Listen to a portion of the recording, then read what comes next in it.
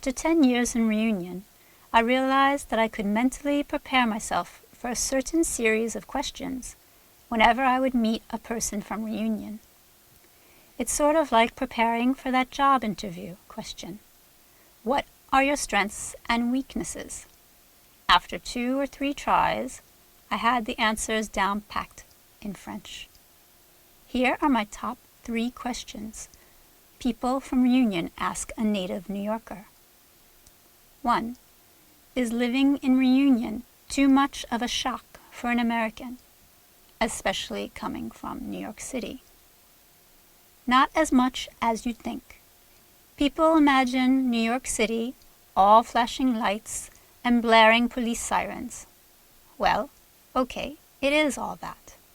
But New York City is also little nooks and crannies of pocket neighborhoods with local supermarkets, butchers, bakery, bar, and post office.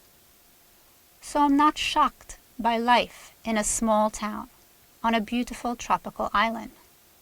And that is what living abroad is about anyway, experiencing a new way of living. 2. Is Creole too difficult for you to understand?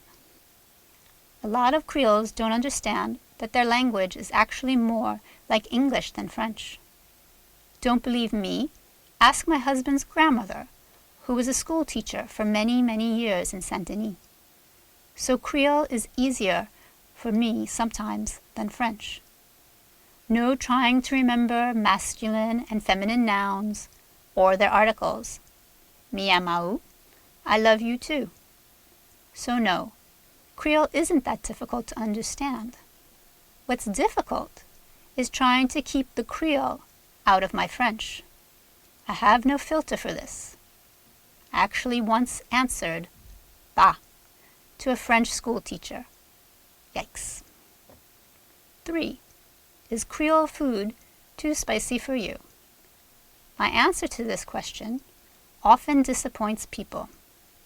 In New York City, we've got every type of ethnic food you can think of. There is even the Réunion Surf Bar. My favorite types of food? Mexican and Indian. So scorching chilies, exotic spices, and beans, all on top of a steaming bed of rice, is not too bold.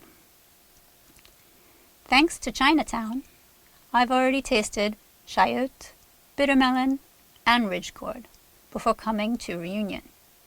Even lychees and longan fruit can be found in the Korean market 5 minutes from my parents. That being said, I have grown to love the typical dishes here. My father-in-law says that I eat more chilies than he does. I am no longer surprised to see rice being ingested twice a day. At first, I served myself carries on a bed of lettuce.